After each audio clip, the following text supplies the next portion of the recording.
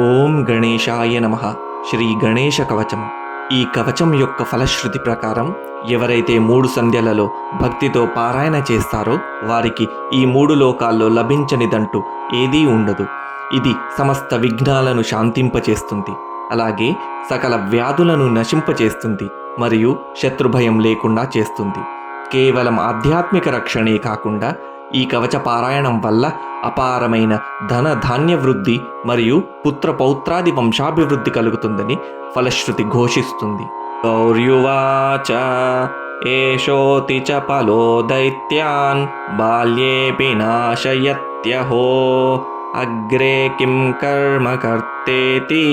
న జానే ముని సత్తమా దైత్యానానావిధా దుష్టాః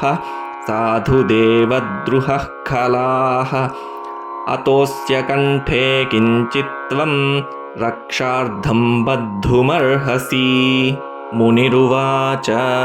ధ్యాయేత్ సింహగతం వినాయకమముం దిగ్బాహుమాద్యే యుగే త్రేతాయాం తు మయూరవాహనమముం షడ్బాహుకం సిద్ధిదం ద్వాపారే తు గజాననం యుగభుజం రక్తాంగరాగం విభుం తుర్యే తుద్విభుజం సితాంగరుచిరం సర్వార్ధదం సర్వదా. వినాయకః శిఖాం పాతు పరమాత్మా పరాత్పరః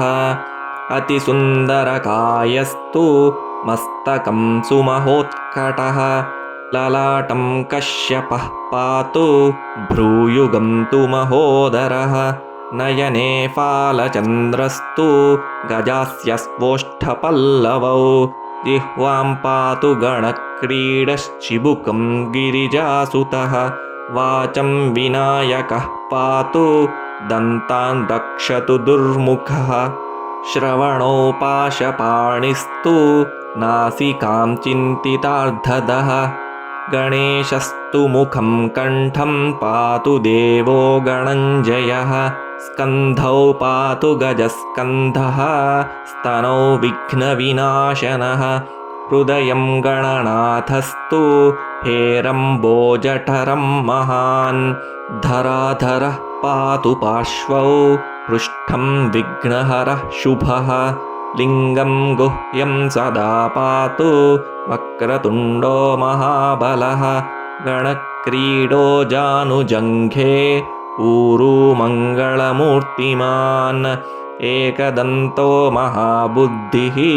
పాదౌ గుల్ఫౌ సదావతు క్షిప్రప్రసాదనో బాహు పాణి ఆశాప్రపూరకః అంగుళీశ్చ నఖాన్ పాతు పద్మహస్తోరినాశనః సర్వాంగాని మయూరేషో విశ్వవ్యాపీ సదావతు అనుక్తమపి యత్స్థానం ధూమకేతుః సదావతు ఆమోదస్వగ్రతః పాతు ప్రమోదః పృష్ఠతోవతు ప్రాచ్యాం రక్షతు బుద్ధీశ ఆగ్నేయాం సిద్ధిదాయకః దక్షిణస్య ముమాపుత్రో నైరుత్యాం తు గణేశ్వరః ప్రతీచ్యాం విఘ్నహర్తావ్యా ద్వాయవ్యాం గజకర్ణకః కౌబేర్యాం నిధిపః పాయా దీశాన్యామీశనందనః దివావ్యాదేకదంతస్తు రాత్రౌ సంధ్యాసు విఘ్నహృత్ రాక్షసాసురభేతాళగ్రహభూతపిశాచతః పాశాంకుశధరః పాతు రజః సత్వత్తమః స్మృతిః జ్ఞానం ధర్మం చ లక్ష్మీం చ లజ్జాం కీర్తిం తథా కులం వపుర్ధనం చ ధాన్యం చ గృహాన్ దారాన్ సుతాన్ సఖీన్ సర్వాయుధధరః పౌత్రాన్ మయూరేషోవతాత్ సదా కపిలో జావికం పాతు గజాశ్వాన్ వికటోవతు భూర్జపత్రే లిఖిత్వేదం యః కంఠే ధారయేత్ సుధీః న భయం జాయతే తస్య యక్షరక్షః పిశాచతః त्रिसन्ध्यं जपते यस्तु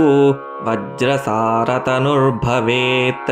यात्राकाले पठेद्यस्तु निर्विघ्नेन फलं लभेत् युद्धकाले पठेद्यस्तु विजयं चाप्नुयाद्ध्रुवम् मारणोच्चाटनाकर्षस्तम्भमोहनकर्मणि सप्तवारं जपेद्दे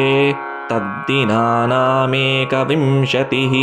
तत्तत्फलमवाप्नोति साधको नात्र संशयः 21वारं च